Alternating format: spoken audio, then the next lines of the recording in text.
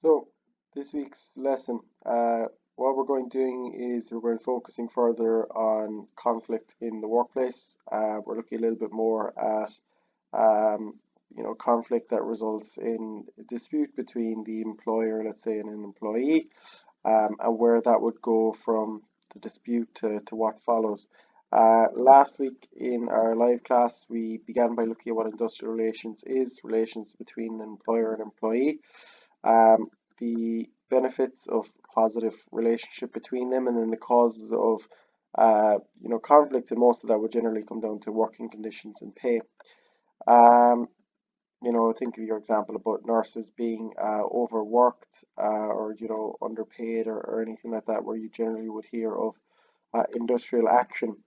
Um, we began looking at trade unions, and we're looking at this for small, but again today because obviously that feeds into any form of conflict. A trade union is a organization that aims to protect and improve the pay and work conditions of its members.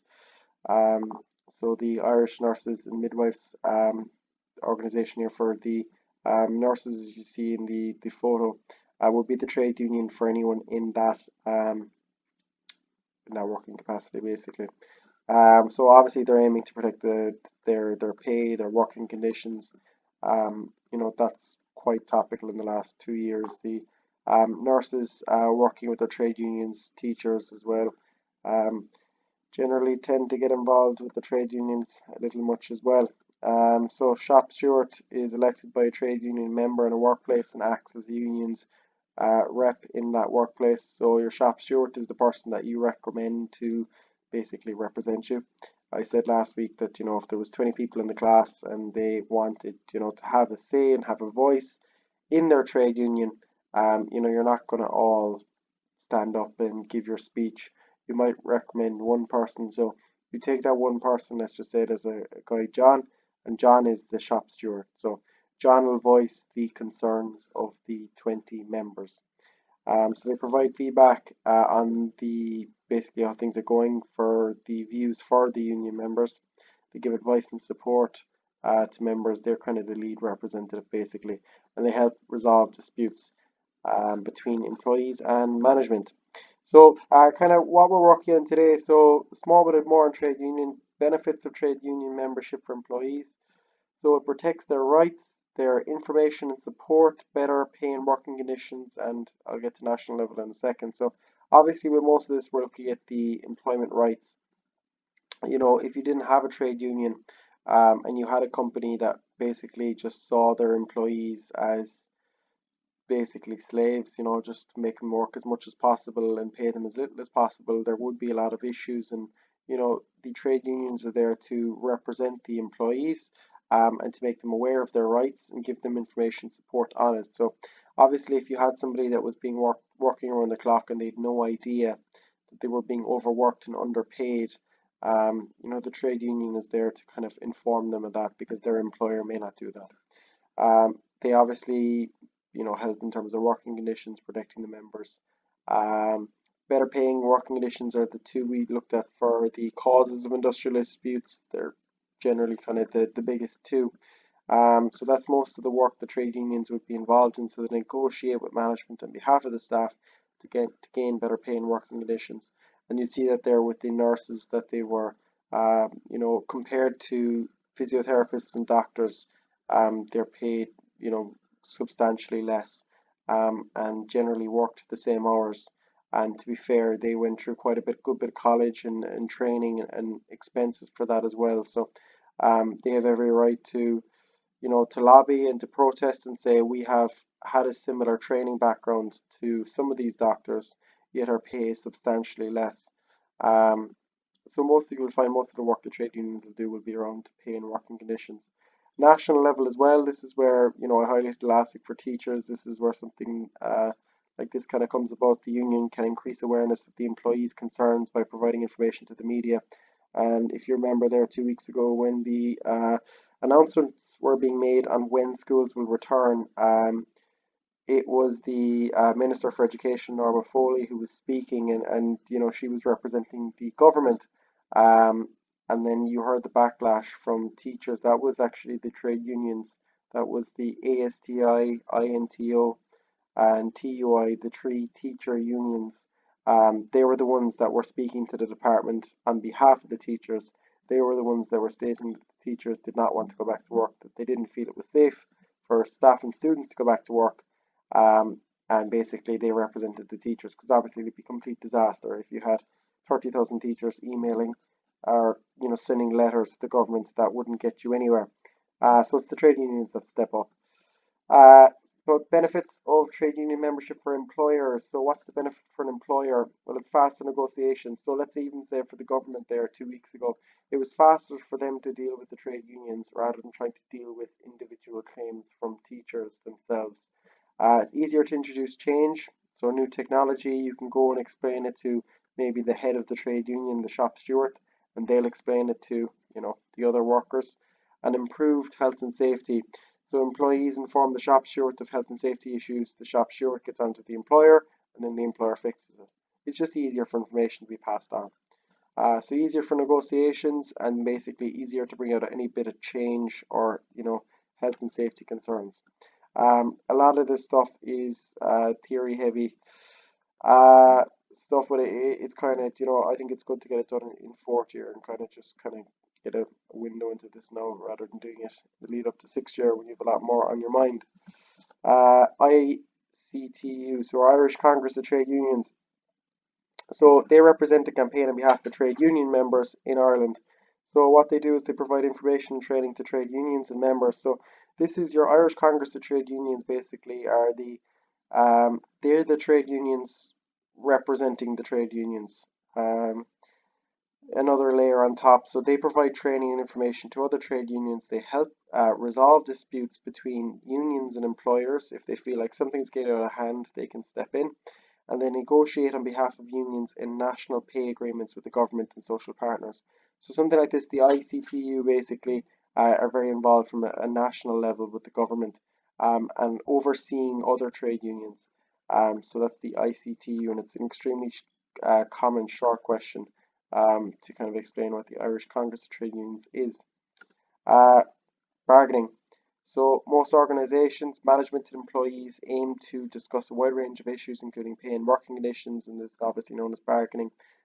Bargaining is, your general, you'd be aware of that from even just, maybe if there was bargaining over a certain price, if you were going to some form of a market and there's no set agreed price, you can make an arrangement with the seller and you're discussing and you're kind of giving your back and forth as to what you think the price should be. That's bargaining for something. And obviously, if you're going to provide something to a company and you want something back from them, you want the best conditions for yourself. They want the best conditions for themselves, so you bargain.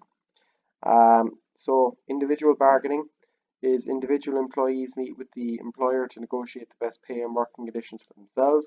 Often occurs in businesses where there is little or no trade union membership. I would say this is some bit messy. This kind of stuff, I focus more on your small shops. So you have a small corner shop, O'Connor's, let's say, petrol station. You've 10 different employees in there. They don't have a trade union. There's no trade union for O'Connor's petrol station. So what you'll find here is that the employees basically have to talk to the management themselves to negotiate something for pay or working conditions. So it's individual. Collective, so the employer negotiates pay and conditions of employment with a group of employees, often represented by the trade union. So this is generally your bigger organizations. So your bigger company where the nurses can get together with maybe if you have a um, private hospital, let's say in Monaghan. So you have your private hospital and you have 15 nurses or 20 nurses working there, and they come together as part of the trade union to speak to that employer over maybe unsafe working conditions.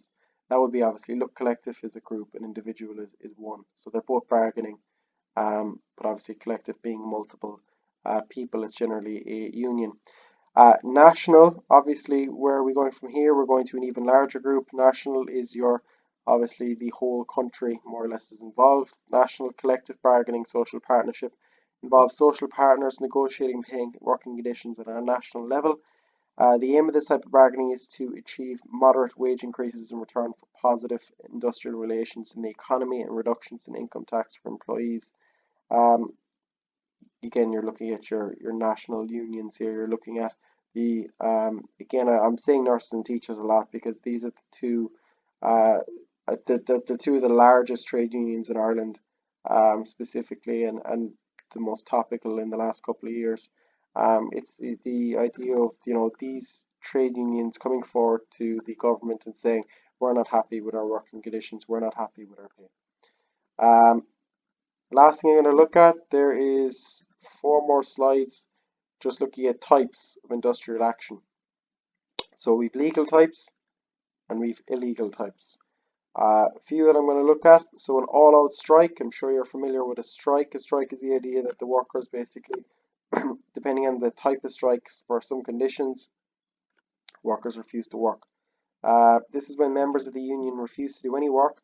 They are instructed by the Irish Congress of Trade Unions to stop working, and this is a sign of serious issues under dispute. So if you had something where there was a massive issue that people felt like, look, this is getting ridiculous, we are completely understaffed, we're being worked around the clock, we're not paid enough, it's time to, they're not listening to us, it's time to make a stand, you go on an all-out strike. It's been done by, staff at McDonald's, it's been done by staff at Ryanair, it's been done by almost every organization you can think of. Not specifically every organization, but every industry. There's always people that go on strike. There's always a group of people that feel like their management are not looking out for them, and they take that action. Sure, you're aware of we had a few days off school in the last 10 years. There's been strikes here and there, and there's been days off school. Um, it's the teacher standing outside in the road with the picket signs refusing to go into work that day, and you're at home with a day off. So industrial go slow. This is the second type of strike. This is employees carrying out the minimum possible level of work that they can get away with and still get paid. Um, the guards went on a industrial go slow strike. I think it could have been 4 years ago. I'm not too sure of the date, but basically what's happening here is obviously the guards, it would be absolutely terrible idea for the guards to go on an all-out strike. If they decided on a certain day that none of them were going to work, the place would be chaotic. So an industrial go slow strike is the idea that the employees carry out the minimum possible level of work that they can get away with and still get paid. So obviously, something like that, the guards would have still had a presence. If there was an issue and they were being called because, there was a massive, dispute happening somewhere, or there was, a car crash somewhere, or there was something where they needed to get involved in, they would, but they weren't going to go out of their way to, basically, they weren't going to go out of their way to go to work and to do as much as they usually do. So obviously this is still part of a dispute, but generally you're talking about guards, nurses, people like that who cannot take a day off.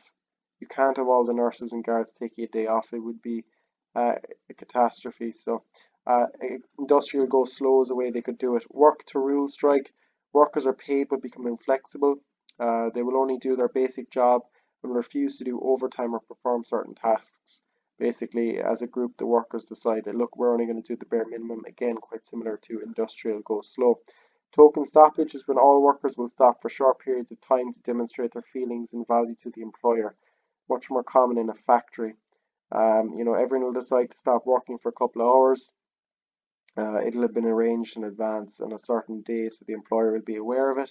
And obviously, the employer might be losing out on a certain amount of money. And then they come back to work after that. It's only for a certain stoppage time. Overtime ban is basically just refuse to work overtime. Refuse to do any extra hours outside their contract, and this can be very effective at a time that is busy. So let's say, the example here is in a hotel at Christmas, or any other busy time of the year. I wouldn't say Christmas is the best time. Some hotels are quiet anyway. So certain times of the year where someone might be really, really busy, and they decide, you know what, look, I'm only working the hours that I usually work, and I'm not going to give any more unless my pay is increased or something like that. That's our legal type. Finally, our illegal type. So last two slides. Illegal type of industrial action. So we've three here that I'm just pointing out. I'm going to explain them in a second, but illegal type, we've unofficial strike, wildcat lightning strike, and political strike. A wildcat strike there is workers suddenly call a strike and walk out of work without holding a vote or giving any notice, which would be illegal. Just to go through this here, so these are unofficial. Unofficial disputes have no union or ICTU approval. So these ones we looked at here, the legal strikes are where, the nurses come together, they come together with their union, they decide that on the 17th of March, on St. Patrick's Day, they're only going to work an industrial go slow. And that's an official strike. It's been done with the union, it's been pre-planned, and everybody's aware of it. An unofficial strike is something here like a lightning strike, where basically everybody decides, that's it, I'm sick of it, I'm going to walk out. They've given no notice, no prearranged agreement, and that is an illegal strike. So these are illegal. You can't just decide to, you can't just have 10 people in Tesco just decide they're fed up, walk away from the cashier and just walk out the door. That would be an illegal strike. It would be obviously extremely dangerous to do something like that, regardless of the type of job. Even for something like Tesco, people could just go around and take money out of the cashier or anything like that. You can't do that. There's still people in the shop. There needs to be workers. So that's your wildcat lightning strike. Um, Basically, these unofficial strikes are illegal under the Industrial Relations Act 1990. Employees on a legal strike have no protection from being sued by an employer for loss of profits. So I think that's an example there is everyone in Tesco, every worker in Tesco just decides to just you know throw in the towel essentially and walk out. Um, they could be sued, for possible losses, money out of the cashier or anything like that because there's still shoppers in the store, and there's no staff there. Or if anyone was to fall or anything like that because of a wet floor, they would definitely still be sued.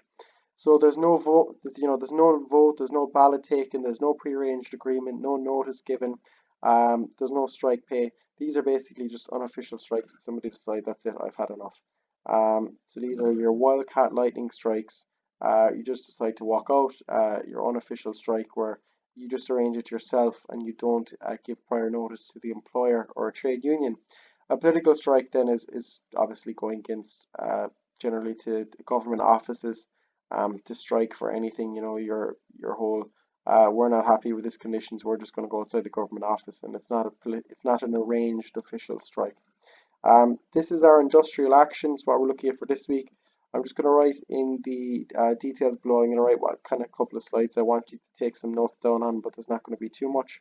And I have a small bit of homework to follow.